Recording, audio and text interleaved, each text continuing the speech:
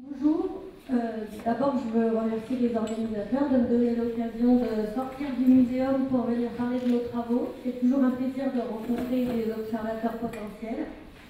Et donc je vous présente Gabrielle Martin qui travaille avec moi sur le projet Sauvage de ma rue. C'est elle qui fait le lien avec les observateurs et avec notre partenaire, c'est la Botanica, qui nous aide à animer ce programme. Donc Sauvage de ma rue, c'est un projet qui aide les gens à découvrir les plantes qui poussent dans leur quotidien, dans leur quartier. Il fait partie d'un projet beaucoup plus grand qui s'appelle Viginature et qui est composé de différents observatoires qui sollicitent soit des amateurs, des gens qui ont des compétences naturalistes, soit le grand public, des gens qui n'ont aucune compétence a priori. Alors un observatoire, c'est des observateurs à qui on fournit un protocole et qui, en contrepartie, nous envoient des données. Ça demande aux laboratoires et aux partenaires des laboratoires différentes activités. Une activité d'animation vers les observateurs pour recruter des observateurs et après discuter avec eux de la façon dont ils vont rendre les données. Concevoir des protocoles et valoriser les données qu'ils vont recevoir. Alors la valorisation, elle se fait à plusieurs niveaux, soit en produisant des indicateurs qui vont servir à la société civile, soit en produisant des articles scientifiques, qui est quand même le cœur de notre métier, et ce sur quoi nous sommes évalués, nous les chercheurs, et puis des activités de vulgarisation, notamment à destination de nos observateurs. Donc Viginature, c'est un grand nombre de projets, des projets sur les oiseaux. Le plus vieux projet de Viginature, c'est Stock, dont on a parlé tout à l'heure, les chauves-souris, les papillons, 2 projets de papillons, des escargots maintenant, les plantes au niveau de 2 projets, donc Sauvage de la rue dont je vais parler plus après, mais aussi Vigiflore, qui est un projet qui sollicite des botanistes confirmés. Et puis des insectes pollinisateurs, et j'en oublie, il y en a d'autres. Alors le projet Sauvage de ma rue, au départ, il avait 2 objectifs, il a d'ailleurs toujours ces 2 objectifs. Un objectif pédagogique, qui est donc de permettre aux citadins d'apprendre à connaître la nature qu'ils voient quotidiennement. Et puis un objectif scientifique, était de récupérer des données pour comprendre le fonctionnement des écosystèmes urbains. Alors pour l'objectif scientifique, pour détailler un peu ça, il y a une grande loi en écologie qui dit que pour que des populations fonctionnent bien, il faut qu'elles soient composées d'un nombre d'individus assez important, que ces individus soient relativement divers sur le plan génétique, donc qu'il n'y ait pas une trop grande homogénéité génétique, et surtout que les populations puissent échanger des gènes. Alors quand il s'agit de plantes, c'est plutôt par graines et par pollen, parce que les plantes se promènent rarement toutes seules. Et donc, il faut qu'elles puissent utiliser des corridors biologiques d'une manière ou d'une autre pour pouvoir échanger des gènes. En ville, évidemment, on est dans des situations qui ne sont pas aussi idéales que ça. Donc on a le plus souvent des populations relativement restreintes sur des petites surfaces.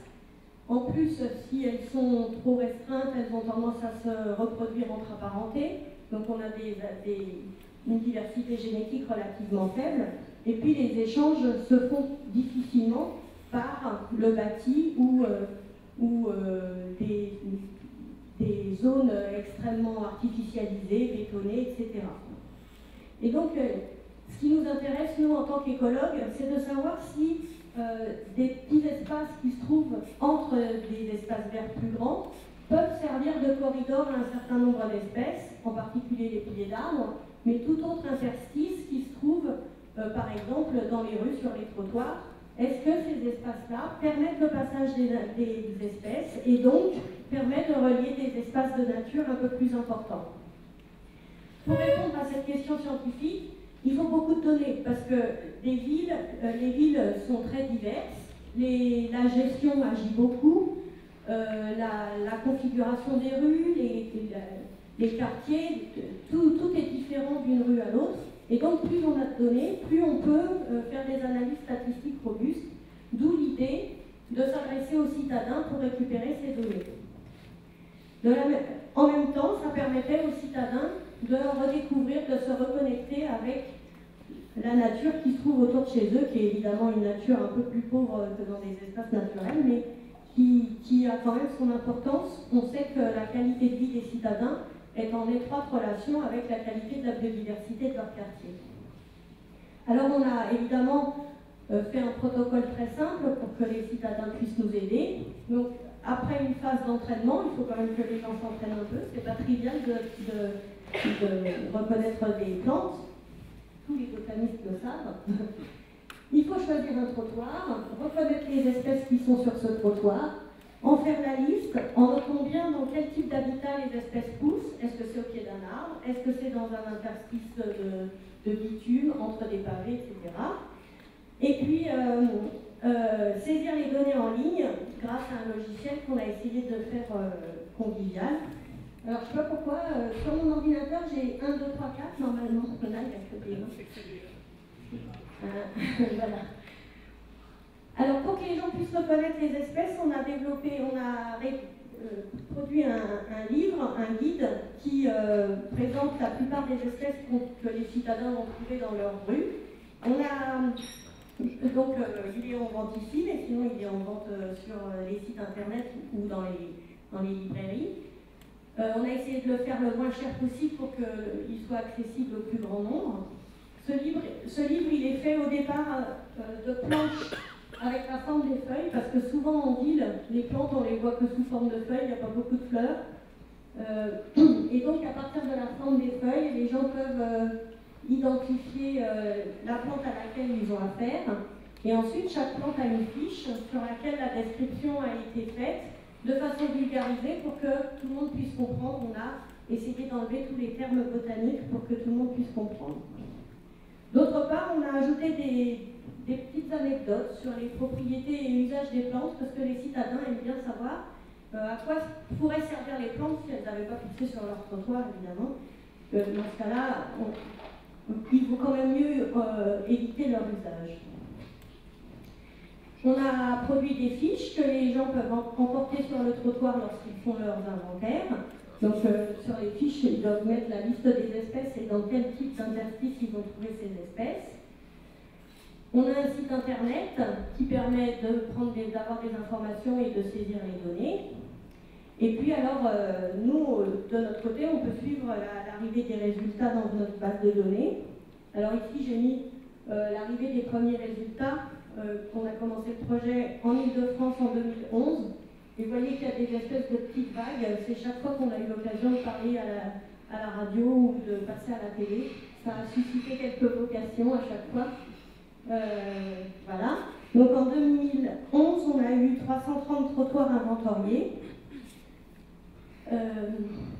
La plupart des trottoirs inventoriés, c'était au centre de Paris. Donc les citadins qui se sont sentis concernés étaient plutôt les Parisiens, un petit peu moins en banlieue parisienne.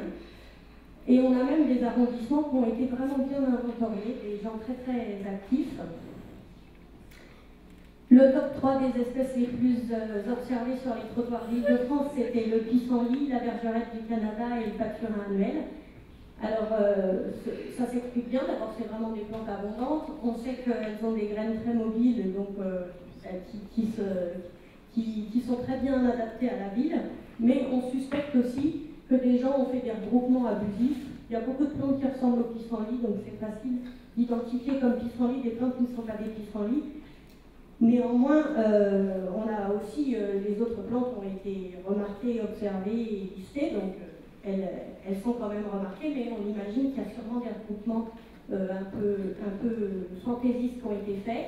Et on a des stagiaires botanistes qui sont en train d'évaluer, refaire des inventaires qui ont été faits par les observateurs pour voir à quel point il y a un biais, combien de fois les gens se trompent et attribuent pissenlit à des plantes qui n'en sont pas. On a pu faire comme ça le top 3 des rues les plus riches d'Île-de-France. Donc la rue la plus riche, c'est une petite rue dans le 20e, et puis les deux autres, c'est des rues un peu plus éloignées du centre de Paris.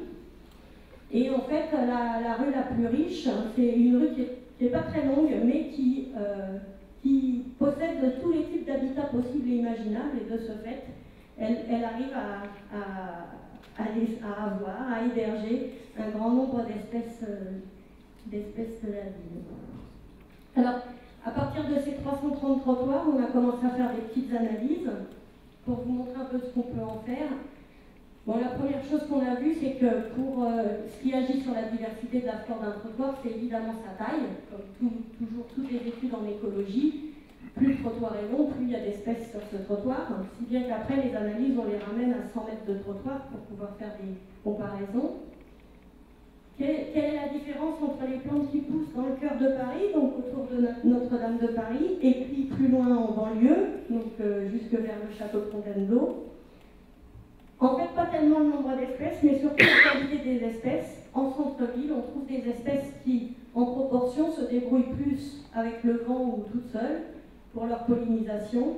Et quand on s'éloigne du centre de Paris, on a de plus en plus d'espèces pollinisées par les insectes, ce qui prouve bien qu'il y a quand même des insectes pollinisateurs quand on s'éloigne des villes.